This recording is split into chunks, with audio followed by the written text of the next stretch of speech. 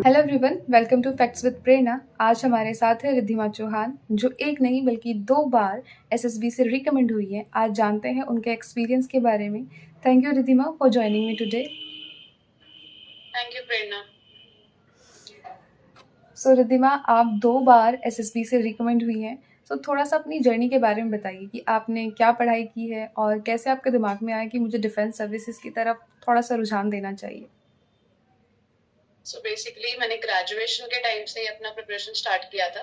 मैंने BSc BEd किया हुआ है and at that time actually मेरे पापा फोर्सेस में थे। मेरे पापा एयरफोर्स से रिटायर्ड हैं, तो उनको देखा है, पूरे उस एनवायरनमेंट में रही हूँ मैं, तो वहां से थोड़ा मोटिवेशन था कि हम भी जा सकते हैं। बाद में पता चला कि काफी सारी एंट्रीज हैं, तो उस हिसाब से फिर प्रिपरेशन स्टार्ट कर दी एंड देन फिर वो प्रोसेस आगे चलता रहा।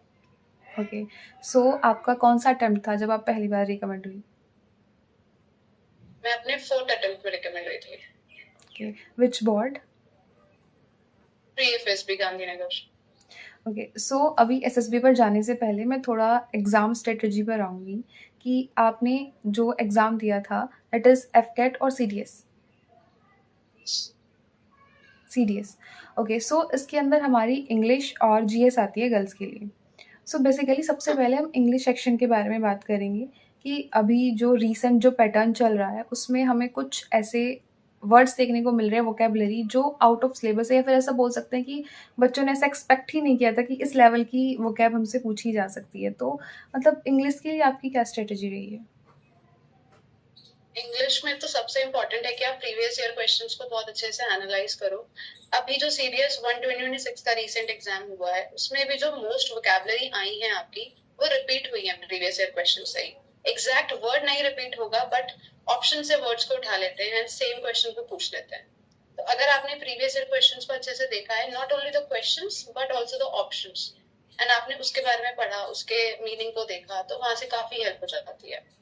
तो इस तरीके से हम वोकैबलरी को हैंडल कर सकते हैं। बाकी जो रीडिंग पार्ट है वो हमारा प्रैक्टिस से आएगा। आपके कॉम्प्रिहेंशन हो गए, आपके PQRS, S1 S6, ये फिर हमारी कांस्टेंट प्रैक्टिस से आता है। जितना हम प्रैक्टिस करेंगे उतना वो सेंस ऑफ अंडरस्टैंडिंग क्रिएट होती है कि ठीक है, मुझे अब पढ़ के समझ में आ जाएगा कि this is the next part. हम इस तरीके से ज्वाइन कर सकते हैं PQRS एंड S1 S6 को। सो इंग्लिश पहले अगर बेस बना हुआ है, मेरा रूल्स एंड ऑल मुझे पता है, तो वो मुझे क्लोज टेस्ट में हेल्प कर जाते हैं। बाकी वोकैबलरी में प्रीवियस ईयर क्वेश्चन से कर सकती हूँ। रीडिंग वाली चीज जितना मैं पढ़ूंगी, जितना मैं प्रैक्टिस करूंगी, उस तरीके से वो डेवलप हो पाता है। सो आपने कोई स्पेसिफिकली कोई नोट्स वगैरह प्रिपेयर किए थे या सिर्फ PYQs? नोट्स, ग्रामर के जो रूल्स थे उसके नोट्स बनाए थे। कुछ मोस्ट इम्पोर्टेंट जो बार बार प्रीवियस ईयर क्वेश्चंस रिपीट हो रहे हैं, उसके लिए नोट्स बना लिए थे कि मेरे पास वो एक जगह रहने चाहिए, जिससे मुझे बार बार रेफर ना करने पड़े अपने प्रीवियस ईयर क्वेश्चंस को। तो वो एक तरफ मेरे पास नोटबुक में रहते हैं, तो it will be very easy for me, handy हो जाती है चीजों को रिपीट करना, रिवाइज करना। So coming to the GS section, GS का जो सिलेबस होता है ना बहुत ज़्यादा वास्ट होता है। उसके अंदर भी सब्जेक्ट्स हैं, जैसे साइंस हो गया, ज्योग्राफी हो गया, पॉलिटी हो गया। सो पर्टिकुलर सब्जेक्ट्स को आपने कैसे कवर किया? सो मैं हमेशा से एक साइंस स्टूडेंट रही हूँ, तो it is easy for me to cover science. तो साइंस में तो फिजिक्स, केमिस्ट्री एंड बायोलॉजी को तो करना ही करना है।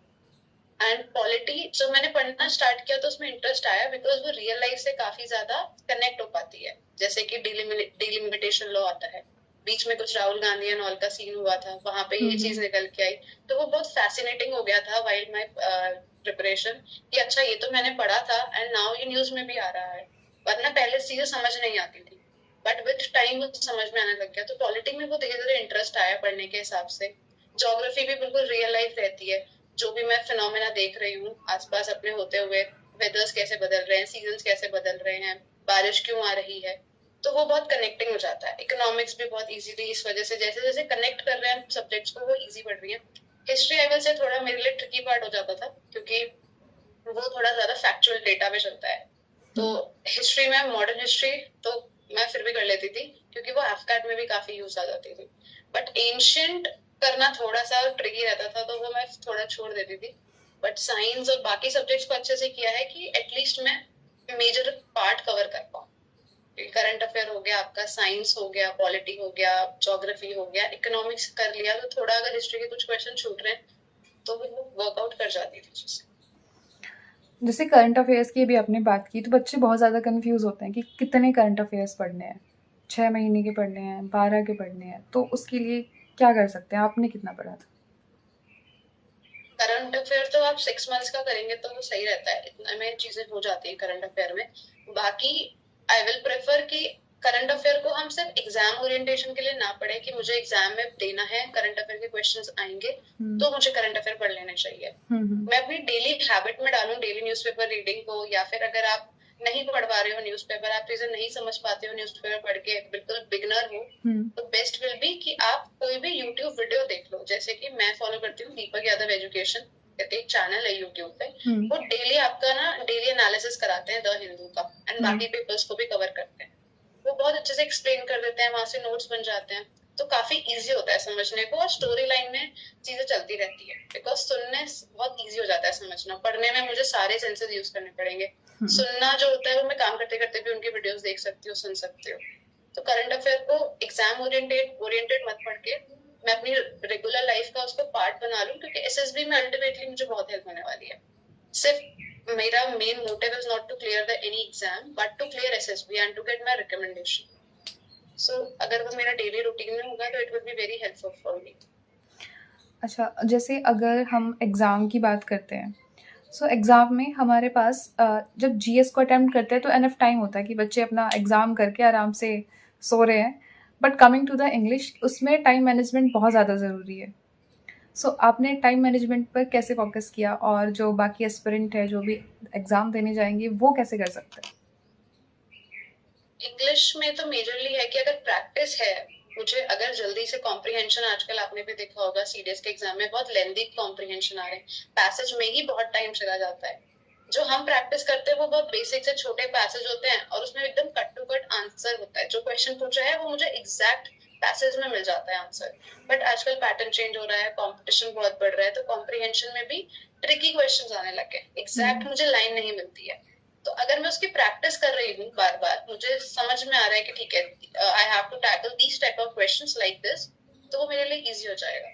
तो इंग्लिश तो आई विल सजेस्ट कि जितना प्रैक्टिस कर पाओगे, टाइम बेस्ड प्रैक्टिस करो एक टाइम के बाद, जिससे आप इजीली पेपर को क्लियर कर पाओगे with in the time limit. अभी जैसे जैसे ऐसा होता है ना कि जो बच्चा बहुत अच्छे से तैयारी कर रहा है एग्ज़ाम की, और जैसे जैसे पेपर नज़दीक आता है तो उसके अंदर परफॉर्मेंस को लेकर के एक डर होता है कि वो कैसा परफॉर्म करेगा पेपर के अंदर, अभी उसका सिलेबस कंप्लीट नहीं हुआ है, तो उस फियर फैक्टर को वो कैसे कम कर सकता है? और शायद ये आपके साथ भी हुआ हो। हाँ, जैसे एग्जाम पास आने लग जाता है, एक फीलिंग तो आती है कि पता नहीं मैंने इनफ पढ़ा है कि नहीं पढ़ा है, क्या पता मैं नहीं क्लियर कर पाऊँ। लास्ट टाइम भी शायद मेरा एग्जाम क्लियर नहीं हुआ था, इस बार नहीं हुआ, तो उस चीज को अगर आप अपना मोटिवेशन बना लो कि मेरा सी लास्ट टाइम भी एग्जाम क्लियर नहीं हुआ था, this time I have to clear anyhow, and मैंने इनफ प्रिपरेशन करी है। You have to trust your preparation, because if you are not trusting your preparation, no one else will do this. You have to trust. तो अगर आपने पढ़ा है, आप अपनी प्रिपरेशन को ट्रस्ट करें एंड लास्ट टाइम में अच्छे से रिविजन करें, क्योंकि एग्जाम हॉल में बैठ के मुझे ये फील नहीं होना चाहिए कि ये टॉपिक तो मैंने पढ़ा था बट रिवाइज कर लेती तो मैं शायद इस क्वेश्चन को अटेम्प्ट कर पाती। So best way is to trust your preparation, and second, revise as much as you can at the last. Okay Riddhima, coming to the SSB phase, जैसे आपने बताया कि आपका 4th अटेम्प्ट था तब आप रिकमेंड हुई है।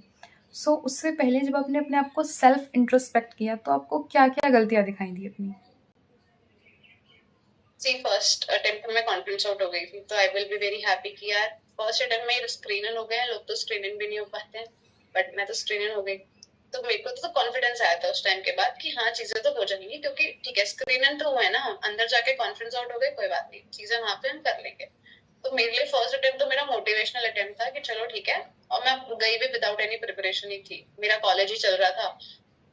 मई में मेरे एग्जाम्स खत्म हुए हैं, जून में मेरी एसएसबी थी, तो मैंने तो बस अपने एग्जाम्स खत्म किए सेमेस्टर के, और मैं एसएसबी देने चलेगी by just watching YouTube videos, इधर उधर से पूछ लिया और चले गए। तो it was a motivating factor for me. But वहां पे कॉन्फिडेंस आउट हुई, वहां पे चीजें समझ में आई कि नहीं, यहाँ ऐसे परफॉर्म नहीं करना चाहिए था, I could have done better here. Second attempt में जब अच्छे से प्रिपेयर करके गए कि मुझे लगा कि हाँ मैंने शायद अच्छे से प्रिपेयर किया है, तब मैं स्क्रीन आउट हो गई।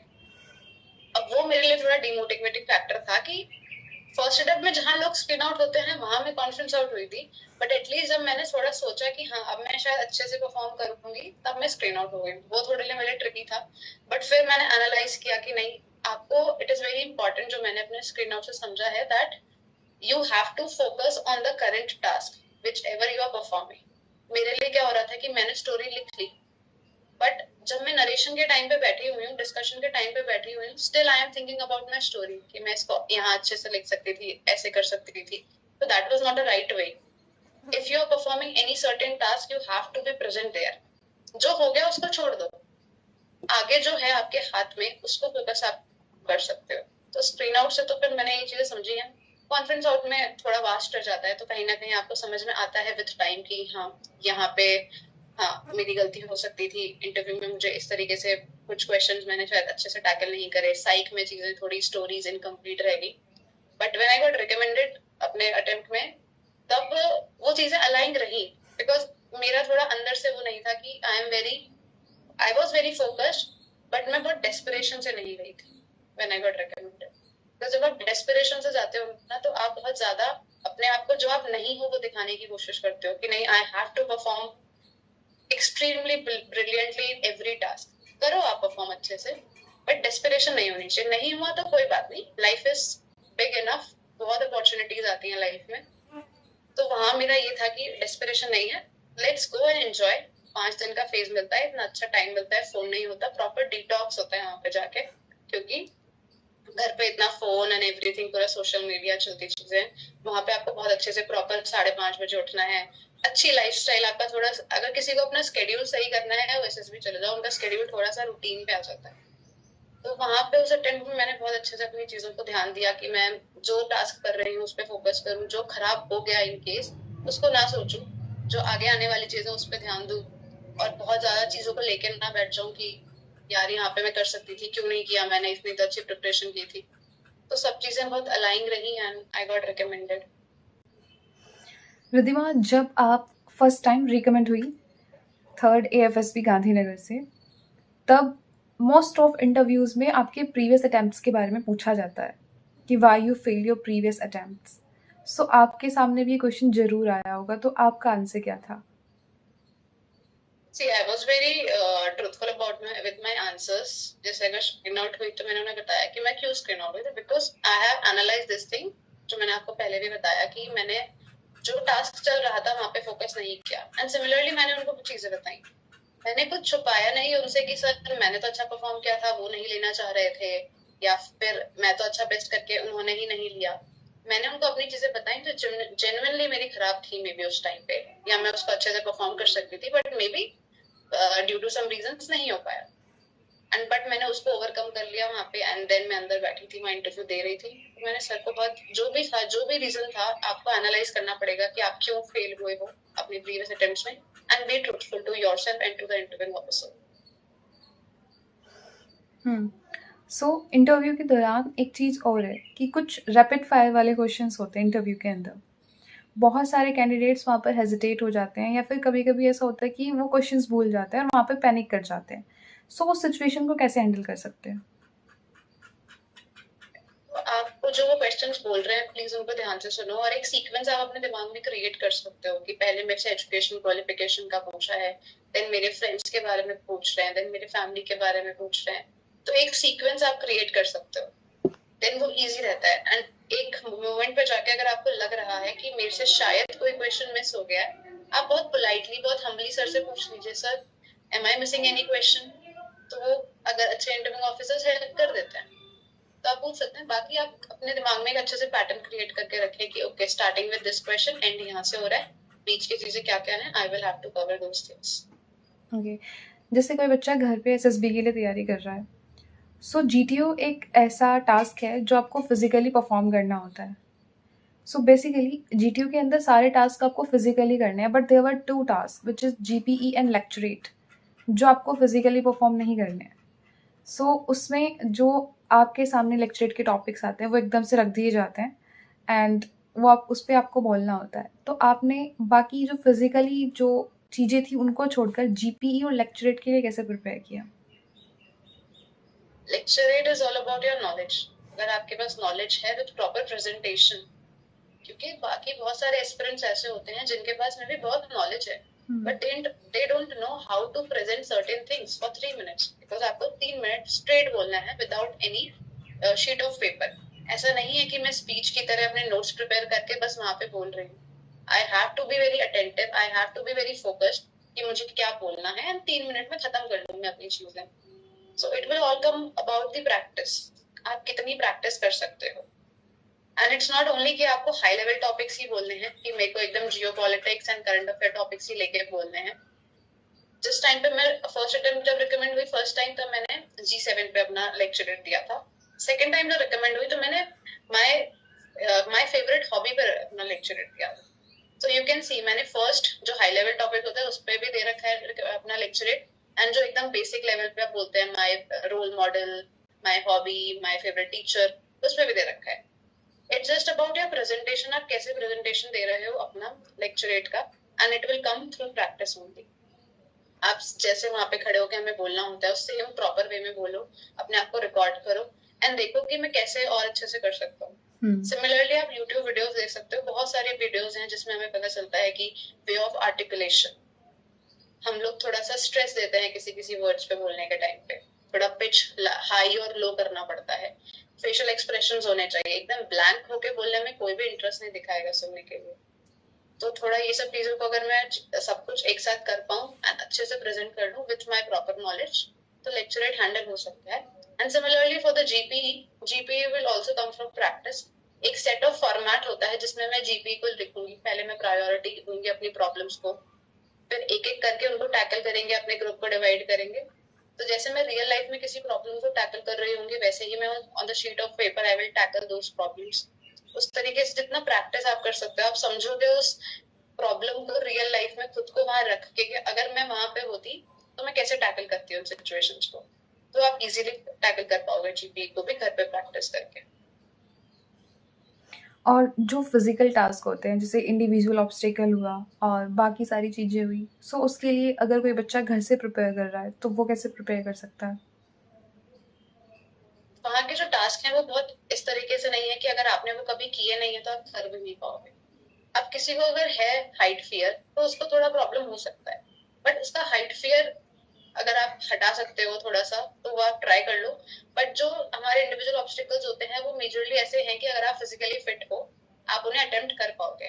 मेरे को तो वो मोर प्रोबेबली थोड़े खतरों के खिलाड़ी वाला फील देता था, तो मैं तो बहुत एक्साइटेड थी फर्स्ट अटेम्प्ट में जब दे दी कि अब तो मजा आएगा, बिकॉज मैंने खतरों के खिलाड़ी देखा था एंड वहां पे वो थोड़ा थोड़ा सिमिलर रहता है कि आपको रोप पे चढ़ना है एंड वो आपका बर्मा ब्रिज रहता है, फिर वो मंकी बैलेंसिंग वॉक। पोल रहता है, तो मेरे लिए तो बहुत फन एक्टिविटी रहता था वो, तो वो हो जाती है जीवन। ओके, सो सभी बोलते हैं कि जब एसएसबी में जाए तो being yourself, so what is your definition of being yourself? Being yourself means I am truthful to my own values, जो भी मुझे घर पे सिखाया गया है चीजें उसके लिए थोड़ा ट्रूथफुल रहना एंड अपने आसपास वालों का केयर करना। मैं ऐसा फेक नहीं करूंगी, जैसा मैं रही हूँ अपने 22-23 लाइफ एज की लाइफ तक वैसा ही मैं वहां दिखाऊंगी एंड कुछ भी फेक करने का ना ट्राई करके बिल्कुल रियल रहने का ट्राई करूंगी मैं वहां पे। और मैं सेल्फ अवेयर भी रहूंगी चीजों को लेके कि क्या चीजें हैं, अगर मेरी कोई गलती है तो मैं वहां एक्सेप्ट कर लूंगी, हाँ ये मैंने गलत किया था बट उसको मैं कैसे सही कर रही हूँ, ऐसे कर सकते हैं। Coming to the PIQ form, जो भी आप पीआईक्यू फॉर्म में फिल करते हैं वही आपका इंटरव्यू का पार्ट होता है। सो बहुत सारे बच्चे ऐसे होते हैं जिन्होंने आज तक किसी गेम में पार्टिसिपेट नहीं किया है, वो फिजिकली ज़्यादा एक्टिव नहीं होते हैं, सो वो क्या स्ट्रेटेजी फॉलो कर सकते हैं अपने पीआईक्यू फॉर्म को फिल करने के लिए? तो या तो आप उनको बता सकते हो कि क्योंकि ऐसा होता है किसी किसी को अपॉर्चुनिटीज नहीं मिली होती है, कोई उस बैकग्राउंड से नहीं आ रहा है जहाँ पे उनको प्रॉपर अपॉर्चुनिटीज मिली हैं, तो आप बता सकते हो कि सर मैंने किसी लेवल पे नहीं खेला बिकॉज मेरे कॉलेज में या स्कूल में टीम्स ही नहीं थी, इतना मेरे कॉलेज में अमेनिटीज प्रोवाइडेड ही नहीं थी हमें कि हम किसी लेवल पे खेल पाए या वहां पे ग्राउंड नहीं था, तो आप उन्हें बता दो। बाकी physically active is not only about playing certain sports on certain level, आप घर पे भी फिजिकली एक्टिव रह सकते हो, आप साइकिलिंग कर सकते हो, आप रनिंग पे जा सकते हो, आप अपने फ्रेंड्स के साथ बेसिक जो हम रोड पे भी बैडमिंटन खेल लेते हैं आप वो भी खेल सकते हो. इट्स ओनली अबाउट आप कैसे चीजों को केटर कर रहे हो. अगर आपने नहीं खेला किसी लेवल पे कोई बात नहीं, बट वहां जाके उनको अपना एक्सप्लेनेशन आप दे सकते हो, उनको चीजें बता सकते हो, तो हो जाएगी चीजें. ओके, जो हमारा एसएसपी है उसका एक पार्ट बचा है, दैट इज़ साइकोलॉजी पार्ट. सो वो आपका होता है कि एक ही दिन का पार्ट होता है, उसके अंदर आपके अलग अलग टास्क होते हैं और सारे रिटर्न होते हैं. सो बेसिकली आपने क्या स्ट्रेटजी अपनाई थी इन सभी टास्क के लिए? सो टीएटी का मैं पहले टीएटी लेके चलती हूँ. तो हमारा जो टीएटी होता है थीमेटिक परसेप्शन टेस्ट, उसमें हमें 12 स्टोरी लिखनी होती है. तो मैंने पहले ही अपना लिख लिया था सोच के कि मैंने आज तक अपनी लाइफ में क्या क्या सर्टेन रिस्पॉन्सिबिलिटीज ली हैं या कुछ कंडक्ट कराया हो, ऑर्गेनाइज कराया हो, कभी मैं ट्रिप पे गई हूँ या मैंने एग्जाम की प्रिपरेशन करी है, तो मेरे पास पूरा सेट ऑफ थीम्स थी कि ठीक है ये चीजें हैं. एंड उनके बारे में मैंने थ्रू आउट पढ़ लिया कि अगर मुझे प्लानिंग करनी है, for example I am going on a trip, I am planning a trip. अब ट्रिप भी प्लान करने के 3 क्राइटेरिया हो सकते हैं. I am going on a family trip, I am going on a friends trip और I am going on a solo trip. तीनों चीजों को करने के मेरे डिफरेंट सेट ऑफ एक्शंस होंगे. तो मैंने उस तरीके से चीजों को कैटेगराइज किया एंड काफी ज्यादा रीडिंग करी, काफी ज्यादा सर्च करके, काफी ज्यादा पढ़ के उस अकॉर्डिंगली मैंने टीएटी को फोकस किया था. Talking about WAT is all about how you perceive particular word. Negative words को परसीव करने का एक अलग तरीका होता है, पॉजिटिव वर्ड को परसीव करने का एक अलग तरीका होता है. एंड सिमिलरली आपके जो रिलेशन वाले आते हैं फैमिली में, फादर मदर टीचर, उसके अलग होते हैं. तो उन सर्टेन वर्ड्स को मैंने देख लिया. जैसे कॉज एंड इफेक्ट का एक रूल रहता है डब्ल्यूएटी में कि अगर नॉलेज मेरा वर्ड आया है तो नॉलेज से मुझे क्या इफेक्ट होगा. अगर आई हैव नॉलेज तो नॉलेज से मेरा क्या होगा. नॉलेज एनहांसेस माई क्रिएटिविटी और my confidence. So I will write knowledge enhances confidence और नॉलेज एनहांसेस क्रिएटिविटी.